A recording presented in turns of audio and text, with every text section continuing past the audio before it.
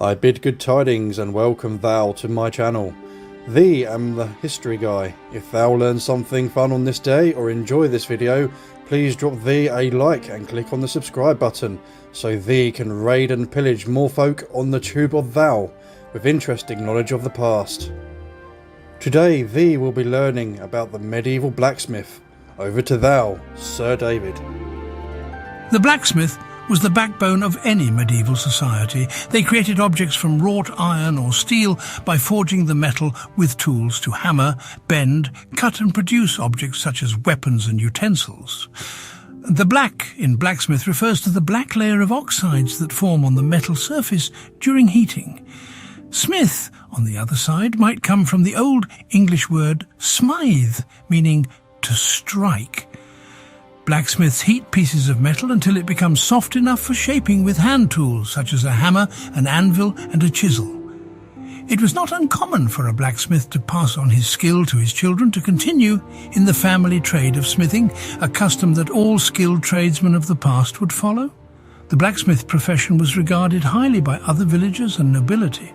A blacksmith with a good reputation for delivering high-quality tools would always find himself busy due to the high demand of his services. In times of war, blacksmiths and armourers were the few tradesmen that avoided being called up for military service, but instead would be required to fulfil a huge order of weapons, such as swords, battle axes, shields, and a number of other tools to keep the army stocked for battle. Due to the heavy workload, a blacksmith would normally hire an apprentice or assistant known as a striker, whose job is to swing a large sledgehammer in heavy forging operations as directed by the blacksmith. In practice, the blacksmith holds the hot iron at the anvil with tongs in one hand and indicates where to strike the iron by tapping it with a small hammer in the other hand.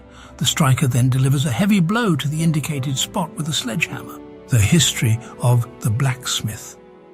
During the Bronze Age, humans in the Mideast learned how to smelt, melt, cast, rivet and forge copper and bronze, the last one being harder, more resistant to corrosion and having a lower melting point. Much of the copper came from Cyprus's island and most of the tin from the Cornwall region. Because copper and bronze cannot be hardened by heat treatment, they have to be hammered for a long period of time. Before the Iron Age, iron was not thoroughly understood, plus it didn't significantly improve on the qualities of existing bronze artifacts. Unalloyed iron is soft, doesn't hold an edge as well and needs more maintenance. Iron ores were, however, more widely available. In the medieval period, blacksmithing was considered part of the set of 7 mechanical arts. The original fuel for forge fires was charcoal. However, coal only began to replace it during the 17th century. The smithing process. Blacksmiths work by heating pieces of wrought iron or steel until the metal becomes soft enough for shaping with hand tools such as a hammer, an anvil and a chisel. Heating generally takes place in a forge fueled by charcoal. Colour is important for indicating the temperature and workability of the metal. As iron heats to higher temperatures, it first glows red, then orange, yellow, and finally white.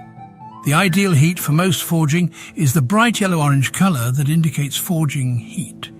Because they must be able to see the glowing colour of the metal, some blacksmiths work in dim, low-light conditions, but most work in well-lit conditions. The key is to have consistent lighting, but not too bright. Direct sunlight obscures the colours. Forging. The process smiths use to shape metal by hammering differs from machining in that forging does not remove material. Instead, the smith hammers the iron into shape.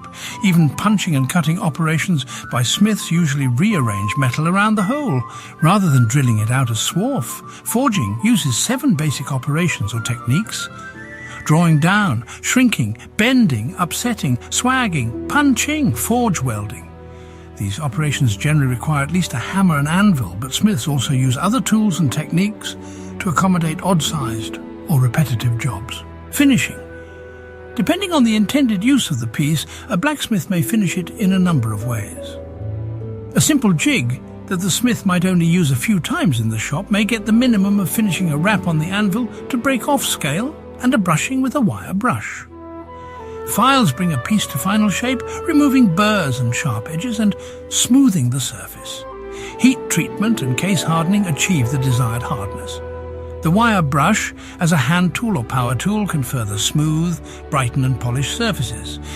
Grinding stones, abrasive paper and emery wheels can further shape, smooth and polish the surface. A range of treatments and finishes can inhibit oxidation and enhance or change the appearance of the piece. An experienced smith selects the finish based on the metal and on the intended use of the item. Finishes include paint, varnish, bluing, browning, oil and wax. Thank you for attending this presentation. I will return in future episodes. Back to you, History Guy. In other videos, we will delve deeper into the intricate work of a blacksmith and his tools.